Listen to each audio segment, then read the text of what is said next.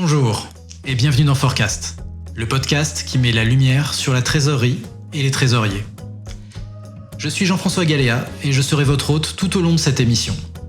Forecast, c'est à chaque épisode une rencontre avec un professionnel de la trésorerie inspirant qui partage sa vision du métier, au présent comme au futur. Alors l'omnicanal, c'est effectivement la grande tendance et je pense que ça sera, c'est la référence du commerce et du e-commerce pour les années à venir. Une très forte dynamique puisque dans l'omnicanalité, tu offres encore plus d'agilité à tes clients, à tes utilisateurs. C'est pour eux une capacité de te contacter et d'être dans la capacité de payer quel que soit le lieu ou le device qu'ils utilisent. En 2020, le e-commerce représentait 2300 milliards de dollars dans le monde. Ça paraît énorme, eh bien peut-être pas tant que ça. Ça n'est toujours que moins de 20% des ventes retail mondiales. Alors pour se démarquer et répondre aux attentes croissantes des consommateurs en matière d'expertise et de simplicité, le paiement électronique B2C évolue, innove constamment. Dans cet épisode de Forecast, Sébastien Janet, Senior Account Manager chez Adyen, revient sur les méthodes de paiement et leurs enjeux stratégiques. Paiement différé, omnicanalité, marketplace.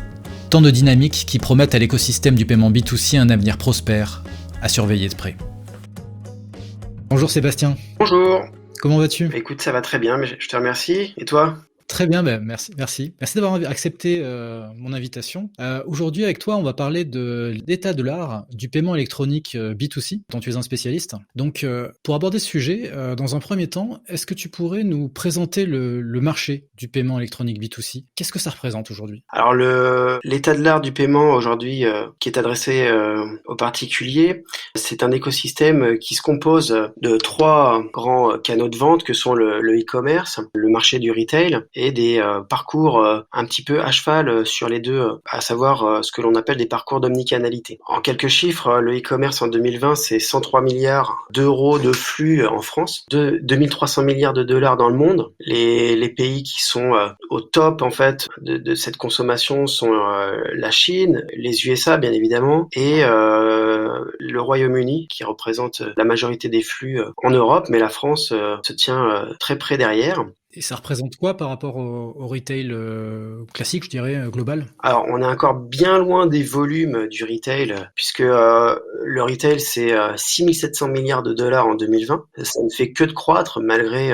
la crise sanitaire qui a un petit peu freiné l'évolution, mais la différence entre le e-commerce et le retail est encore importante, même si jamais le e-commerce gagne des parts importantes d'année en année. Donc, pour rajouter quelques éléments chiffrés, aujourd'hui, le e-commerce, il touche 40 millions de Français. C'est 200 000 sites et c'est 1,7 milliard de transactions sur une année. Donc, c'est 10% des flux de paiement adressés aux particuliers que représente le e-commerce aujourd'hui versus le commerce retail dit offline aussi.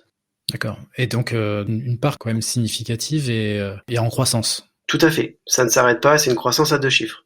D'accord. Donc, est-ce que tu pourrais peut-être nous expliquer comment cet écosystème se présente et en commençant par les origines, comment ça a commencé et à quoi ressemblait un peu l'écosystème initialement ? Alors l'écosystème du paiement jusqu'aux années 2000, 2007 exactement était couvert par les banques. Donc c'était aux banques que les commerçants et les e-commerçants s'adressaient et confiaient leurs flux. Derrière ça, le problème que ça a généré, c'est que les banques n'étaient pas des acteurs spécialisés, ce sont des acteurs pluridisciplinaires qui interviennent sur de nombreux aspects financiers, mais ça crée un manque de fonctionnalité, peu de flexibilité pour les marchands et un manque criant d'innovation. Donc concrètement, pour les utilisateurs et pour les acheteurs que nous sommes, ça conduisait pas toujours à une bonne expérience et des résultats non optimisés, en demi-teinte pour les e-commerçants. Donc du coup, qui avaient besoin de réaliser des choses nouvelles et proposer des expériences nouvelles à leurs utilisateurs. Ouais, donc là, ce que tu nous décris, c'est quand même des mécaniques améliorables, perfectibles, mais pourtant, la pratique et ce type de paiement électronique a complètement explosé. Les chiffres dont tu nous as parlé tout à l'heure le montrent bien. Concrètement, Qu'est-ce qui a changé? Qu'est-ce qui a fait que ça explose comme ça? Alors les choses ont évolué doucement mais sûrement, mais je pense que l'axe majeur qui a fait exploser le marché du paiement, c'est la directive sur les services de paiement appelée la DSP, qui en 2007 a ouvert les services de paiement à des prestataires de services de paiement non bancaires dans l'espace économique européen. Et l'objectif en fait de cette directive était double. Premièrement, c'était d'accroître la concurrence dans ce secteur des paiements. Donc du coup, comme je l'ai dit, de proposer à d'autres acteurs que les banques plus spécialisés de réaliser les prestations autour du paiement. Et puis offrir une meilleure expertise de paiement, plus fine, de meilleure qualité aux entreprises. Donc ça, ce que tu viens de décrire, c'est l'écosystème, on va dire, historique dans lequel on se trouvait. Aujourd'hui, donc maintenant qu'on a cette réglementation mise en place, qu'est-ce qui a changé? Comment l'écosystème moderne s'est mis en place et qu'est-ce qui le caractérise? En quelques mots, l'écosystème du paiement moderne, il vise à réduire les intermédiaires.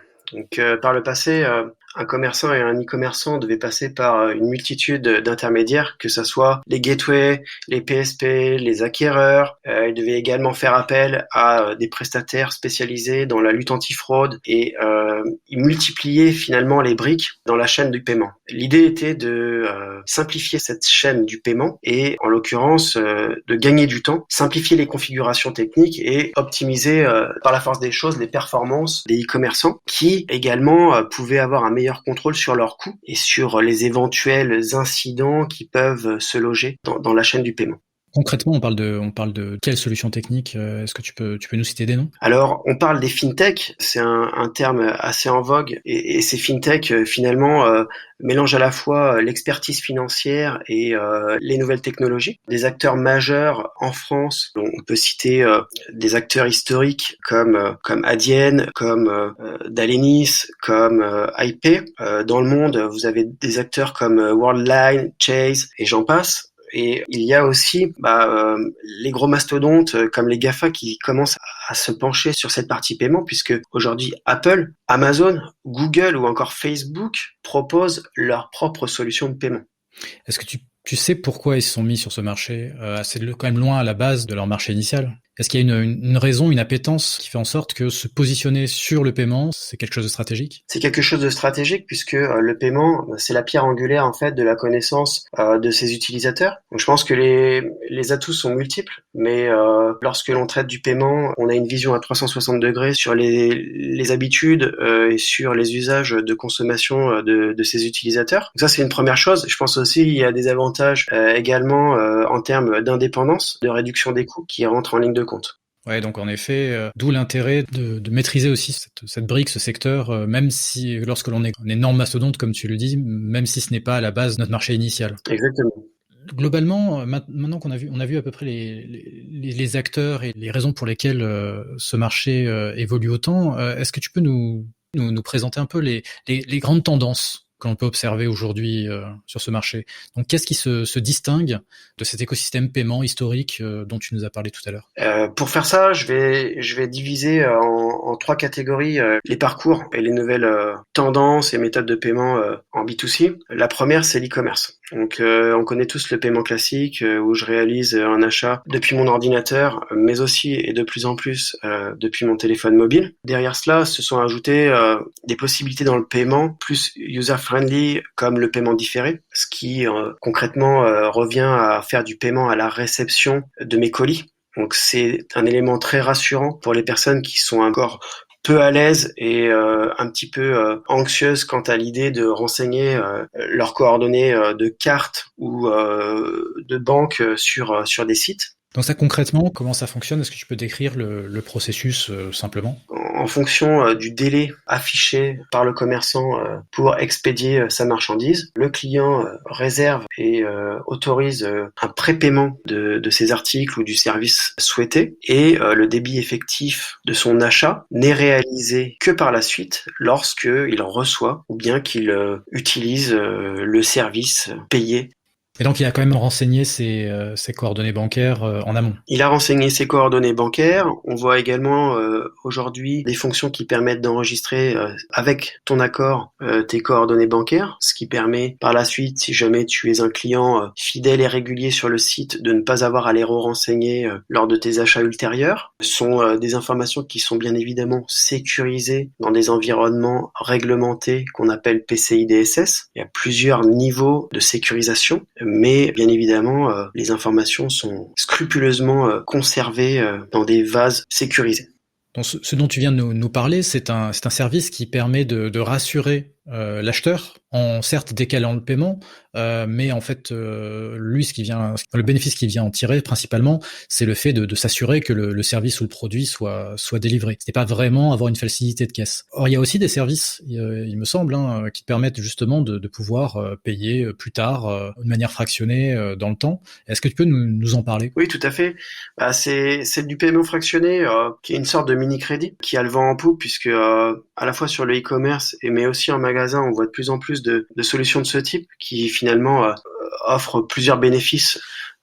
Pour le client, c'est une facilité de trésorerie, comme tu l'as dit, un accès simplifié, puisque à l'instar d'un crédit classique, l'on doit renseigner pléthore de documents. Là, quelques champs suffisent pour identifier le client et permettre à l'organisme prêteur de confier cette trésorerie et cette avance de fonds au commerçant. Pour la compagnie, pour le commerçant, c'est un avantage sur ses paniers, parce qu'on voit une augmentation des paniers importante sur le paiement fractionné. Donc c'est quelque chose qui est vraiment permet de simplifier en fait l'accès au crédit sur une limite de temps, sans rentrer trop dans les détails. Généralement, ces services sont proposés dans une limite de 90 jours, mais pas que, puisque tu auras des établissements qui proposeront des moyens de paiement en 5, 10, 20 fois qui dépasseront ces délais. Là encore, il y a encore de belles évolutions à venir sur le paiement fractionné. D'accord. Et en général, ce type de paiement, ça s'applique à quel type d'achat? On parle de quoi? Dans quel cas les gens utilisent la plupart du temps ce paiement fractionné? C'est une bonne question. Alors, les règles d'usage, c'est généralement des paniers qui sont supérieurs à 150 euros dans une limite de 4000 euros. Après, c'est assez variable en fonction du secteur et du type de clientèle. Mais voilà, l'idée étant de faire croître les paniers. Généralement, ça n'est pas proposé pour des achats inférieurs au seuil de 150 ou 100 euros. Très bien. Donc là, on parle de e-commerce, mais aujourd'hui, beaucoup d'achats sont faits sur mobile. Quelles sont les tendances sur mobile? Qu'est-ce qu'on voit apparaître? Alors le e-commerce et le mobile sont intimement liés. Le mobile, c'est la première source de trafic sur les secteurs du luxe, des cosmétiques, du fashion et du voyage. Aujourd'hui, la part de trafic mobile, c'est quasiment 50% du trafic sur les 12 derniers mois et c'est en constante augmentation. On compte 3,1 millions d'acheteurs en France réguliers sur mobile, ce qui représente une croissance de plus de 20%, 23% pour être exact, sur un an. Là, je vous parle de la France, mais l'usage du mobile dans certains pays comme en Asie, c'est encore plus grand. Le mobile aujourd'hui fait partie intégrante en fait de nos modes de consommation. Et 3 internautes sur 10 achètent à partir de leur mobile aujourd'hui. Donc